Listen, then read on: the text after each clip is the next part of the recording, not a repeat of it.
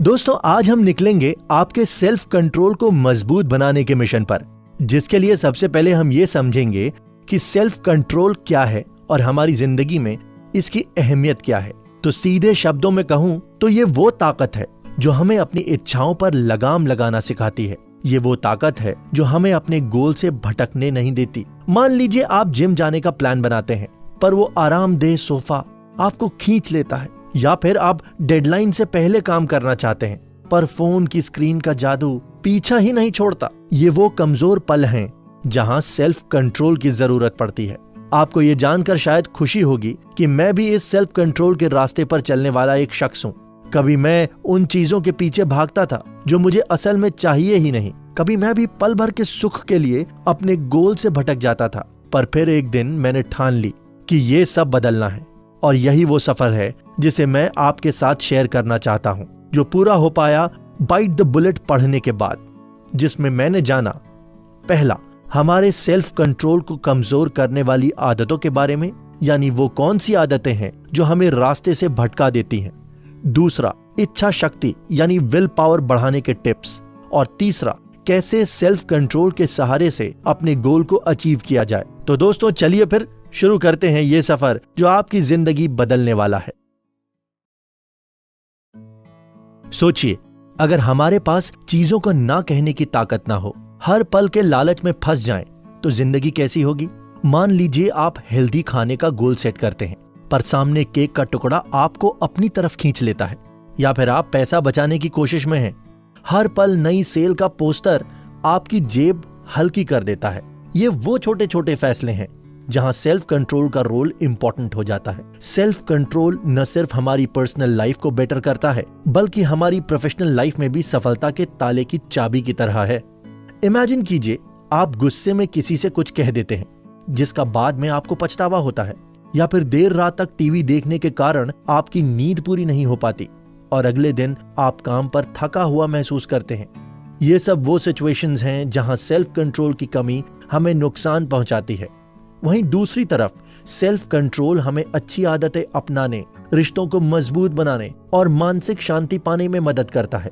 इसी तरह ऑफिस में भी सेल्फ कंट्रोल की अहमियत कम नहीं है। अगर आप मीटिंग के दौरान फोन का इस्तेमाल करते हैं या डेडलाइन से पहले काम पूरा नहीं कर पाते, तो यह आपकी प्रोफेशनल इमेज को खराब कर सकता है।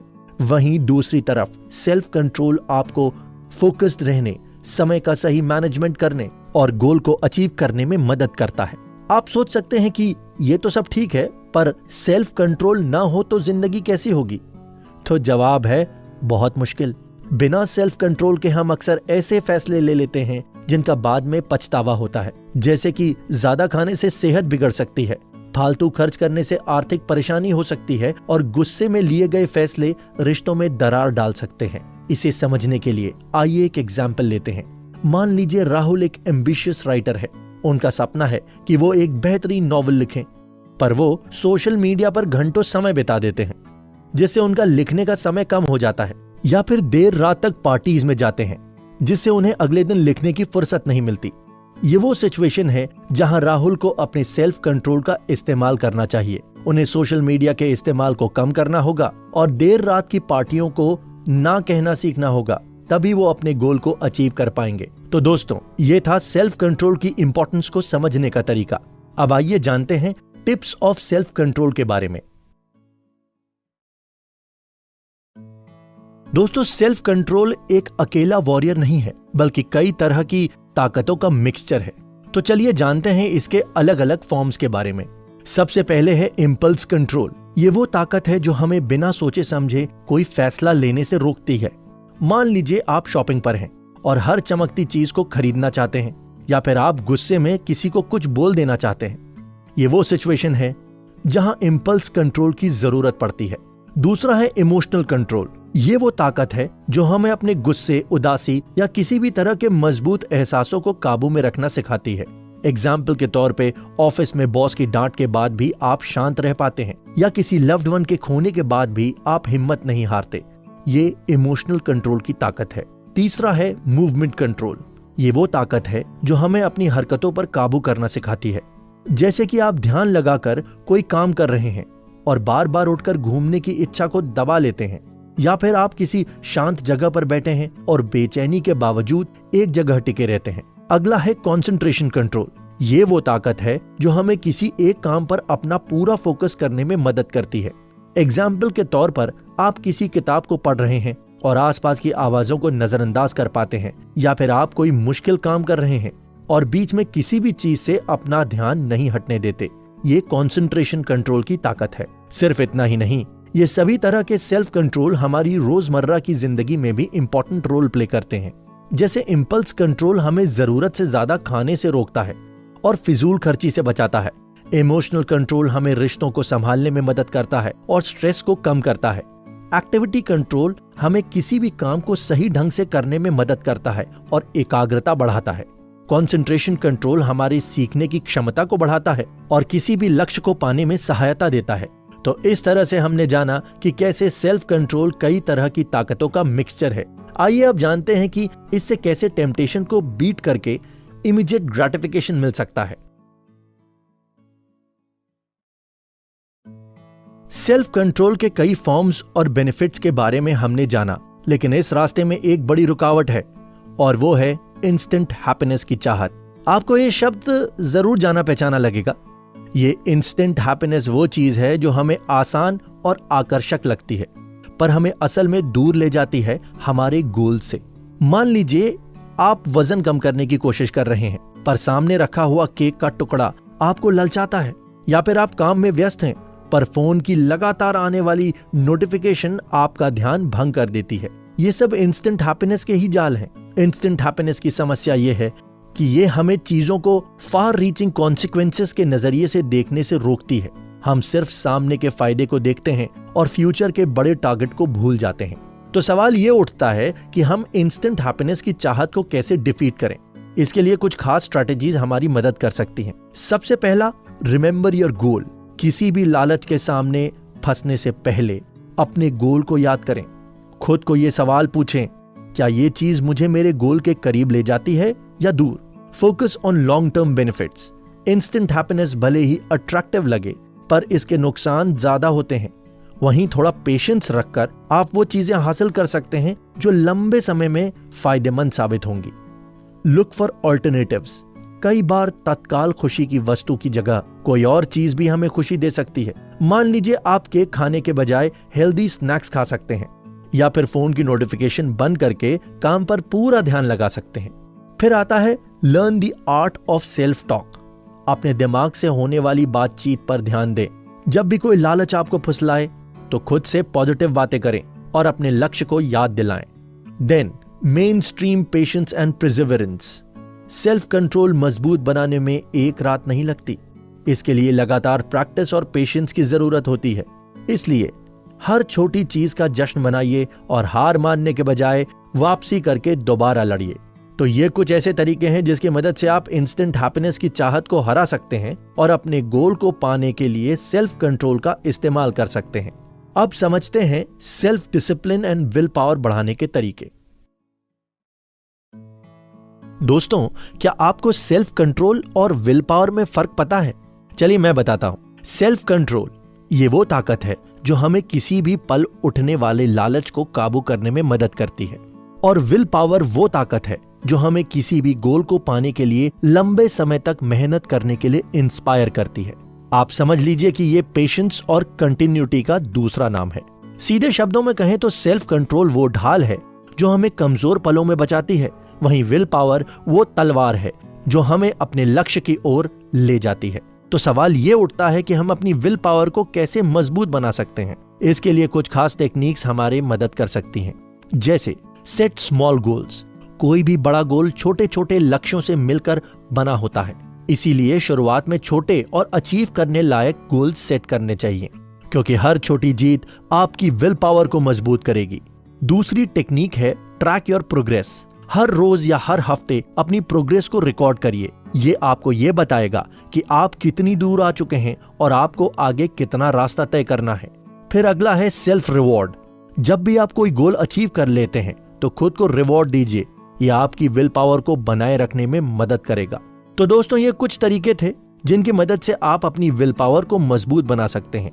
अब जानते हैं कि हम किन रोजमर्रा की आदतों को अपनाकर अपने सेल्फ कंट्रोल को मजबूत बना सकते हैं। ये कुछ छोटी छोटी आदतें हैं जिन्हें रोज अपनाकर आप अपने सेल्फ कंट्रोल को मजबूत बना सकते हैं। तो आइए अब करते हैं सेल्फ साबोटाज को डिफीट।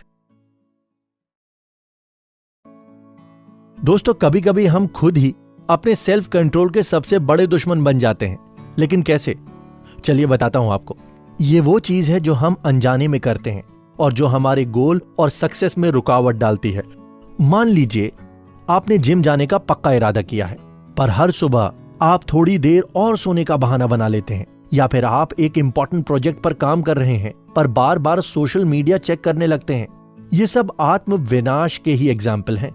दोस्तों, ये सेल्फ साबोटाज यानी आत्म विनाश कई फॉर्म्स में हमारे सामने आ सकता है, जैसे कि टाल मटोल करने की आदत, जरूरी कामों को टालना और उन्हें बाद के लिए छोड़ देना, नेगेटिव सोचना, खुद पर और अपनी क्षमताओं पर शक करना, आत्मदोष यानी सेल्फ ब्लेम, हर असफलता के लिए खुद को ही जिम्मेदार ठहराना, परफेक्शनिज्म, हर चीज को बिल्कुल सही करने की कोशिश करना और छोटी छोटी गलतियों के डर से काम ना करना। ये सारी आदतें हमें अंदर ही अंदर कमजोर बना देती हैं और हमारे सेल्फ कंट्रोल को कम करती हैं। तो सवाल ये उठता है कि हम खुद को आत्म विनाश से कैसे बचा सकते हैं। इसके लिए बुक में बताई गई कुछ खास स्ट्रैटेजीज हमारी मदद कर सकती हैं, जो कि हैं आइडेंटिफाई। पहला कदम है ये पहचानना कि आप किन तरीकों से खुद का नुकसान कर रहे हैं। इसके लिए अपने थॉट्स और आदतों पर ध्यान दीजिए। अंडरस्टैंड द रीजन, ये आत्म विनाश की आदतें कहां से आती हैं, ये समझने की कोशिश करें। शायद ये किसी पास्ट एक्सपीरियंस का नतीजा हो या फिर किसी डर की वजह से हो सकता है। पॉजिटिव सेल्फ टॉक, अपने आप से सख्त लेकिन पॉजिटिव बातें करें। अपनी कमियों को एक्सेप्ट कीजिए लेकिन खुद को नीचा ना दिखाइए। टेक स्मॉल स्टेप्स, बड़े बदलाव एक झटके में नहीं आ सकते, इसलिए छोटे छोटे कदम उठाएं और धीरे धीरे अपनी आदतों को बदलें। फॉरगिव योरसेल्फ, हर कोई गलती करता है, इसलिए जरूरी है कि आप खुद को माफ करना सीखें। गलतियों से सीखिए और आगे बढ़िए। चलिए अब एक एग्जाम्पल से इसे और अच्छे से समझते हैं। मान लीजिए रिया एक राइटर बनना चाहती है, पर वो अक्सर ये सोचकर लिखना शुरू नहीं करती कि उसकी लिखी हुई चीजें अच्छी नहीं होंगी। कुछ देर बाद सोशल मीडिया पर समय बिताने का बहाना बना लेती है। रिया को सबसे पहले यह पहचानना होगा कि किन तरीकों से आत्म विनाश का शिकार हो रही है। वो लिखने में देरी करती है और खुद पर शक करती है। इसके बाद रिया को यह समझने की कोशिश करनी होगी कि ये आदतें कहां से आ रही हैं। शायद बचपन में किसी ने उसकी लिखी हुई चीजों को नकार दिया था, या फिर वो फेलियर के डर से खुद को रोक लेती है। अब रिया पॉजिटिव सेल्फ टॉक की मदद ले सकती है। वो खुद से कह सकती है, शुरुआत में सब कुछ परफेक्ट नहीं होगा, पर मैं प्रैक्टिस करूंगी और बेहतर लिखना सीखूंगी। हर रोज छोटे छोटे गोल सेट कर सकती है, जैसे कि आज मैं 15 मिनट तक लिखूंगी। धीरे धीरे ये छोटे कदम उसकी आदत बन जाएंगे। साथ ही गलती होने पर खुद को माफ करना भी जरूरी है। हर रोज कुछ न कुछ नया सीखते हुए रिया अपनी आत्म विनाश की आदतों को तोड़ सकती है और एक सफल लेखिका बनने का अपना सपना पूरा कर सकती है। दोस्तों, ये सिर्फ एग्जाम्पल था।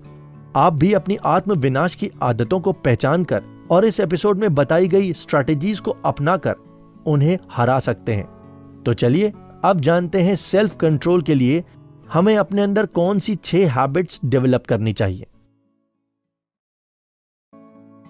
दोस्तों, ये 6 आदतें वो पिलर्स हैं जिन पर आप अपनी सफलता की इमारत खड़ी कर सकते हैं। तो आइए इन आदतों को जानते हैं।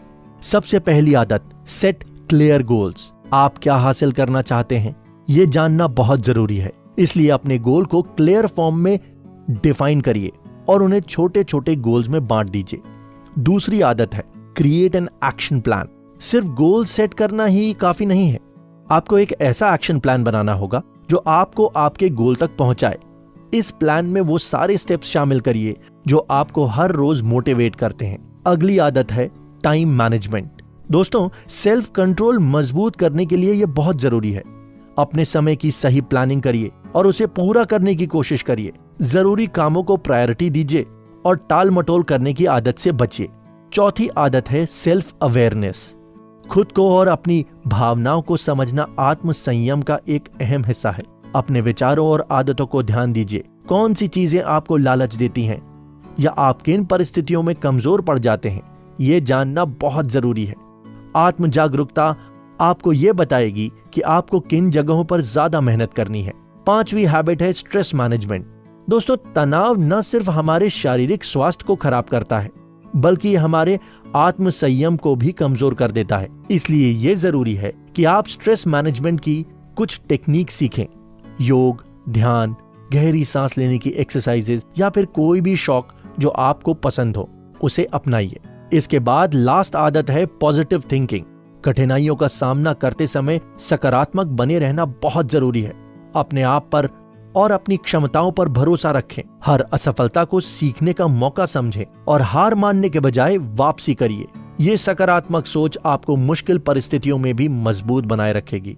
तो दोस्तों, ये थी वो 6 आदतें जिन्हें अपनाकर आप अपना सेल्फ कंट्रोल मजबूत बना सकते हैं। लेकिन याद रखिए कि आदतें रातों रात नहीं बनती। इनको अपनाने के लिए लगातार प्रैक्टिस करनी पड़ती है। दोस्तों, क्या आपने कभी ध्यान दिया है कि थकान या कम एनर्जी होने पर गोल पर फोकस करना कितना मुश्किल हो जाता है? मन चाहे खाने की चीजों के लिए लालच बढ़ जाता है या फिर जरूरी कामों को टालने का मन करता है। ये सब इसी बात का सबूत है कि एनर्जी का लेवल सीधे तौर पर हमारे सेल्फ कंट्रोल को अफेक्ट करता है। तो सवाल ये उठता है कि हम अपनी एनर्जी का सही मैनेजमेंट कैसे करें? बुक में ऑथर ने इसके लिए बहुत सिंपल तरीके बताए हैं, जैसे कि गेट इनफ स्लीप। नींद पूरी न होने से न सिर्फ आपका शारीरिक स्वास्थ्य खराब होता है, बल्कि आपका दिमाग भी थका हुआ रहता है। इसलिए हर रोज 7 से 8 घंटे की नींद जरूर लें। Eat healthy diet. Junk food खाने से आपको भले ही थोड़ी देर के लिए एनर्जी का झटका मिलता है, पर यह लंबे समय में आपके लिए नुकसानदायक है। इसलिए बैलेंस्ड और न्यूट्रिशियस फूड लीजिए जो आपको दिन भर एनर्जेटिक बनाए रखे। Drink water. शरीर में पानी की कमी से भी थकान और कमजोरी महसूस होती है, इसलिए दिन भर में सफिशिएंट क्वांटिटी में पानी पीते रहिए। दोस्तों, एनर्जी मैनेजमेंट के साथ साथ फिजिकल एक्सरसाइजेस भी सेल्फ कंट्रोल के लिए बहुत जरूरी है। ये करने से न सिर्फ आपका शरीर स्वस्थ रहता है, बल्कि ये आपके दिमाग को भी तेज करता है और तनाव को भी कम करता है। रेगुलर एक्सरसाइज करने से आप ज्यादा फोकस्ड और गोल पर कॉन्सेंट्रेटेड रह पाते हैं। लेकिन सिर्फ एनर्जी और एक्सरसाइजेज ही काफी नहीं है। हमें यह भी सीखना होगा कि खुद को आराम देना है। पूरे दिन काम करने के बाद दिमाग को आराम देना बहुत जरूरी है, नहीं तो आप जल्दी थक जाएंगे और आपका सेल्फ कंट्रोल कमजोर पड़ जाएगा। याद रखिए, एक हेल्दी बॉडी और माइंड ही आपको सफलता की राह पर ले जा सकता है। तो दोस्तों, हमने इस कुकू एफएम बाइट में बहुत सारी चीजें जानी। मुझे उम्मीद है कि आपने इन स्ट्रैटेजीज को अच्छे से समझा है और इन्हें अपनी लाइफ में अप्लाई भी जरूर करेंगे। अपना फीडबैक कमेंट बॉक्स में लिखकर जरूर दीजिएगा और ऐसी लर्निंग्स लेते रहने के लिए सुनते रहिए कुकू एफएम। सुने जो मन चाहे।